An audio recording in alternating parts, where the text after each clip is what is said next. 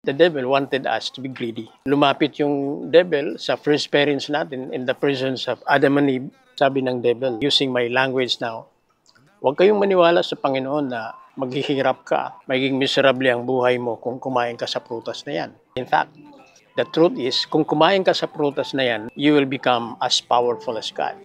So pumasok agad sa reasoning or knowing mind ng first parents natin. Oh, that sounds reasonable. So, hindi pa nakontento yung devil, ginamit yung 5 physical senses. By the way, pag nagtitempt yung devil sa atin, sinasakyan niya yung human reason or the knowing mind and the 5 physical senses, which are the facilities of the knowing and the reasoning mind.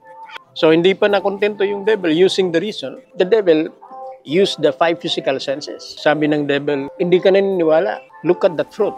I'm now using, of course, my own language. Tingnan mo.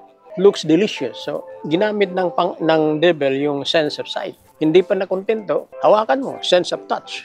Hindi pa nakontento ang devil.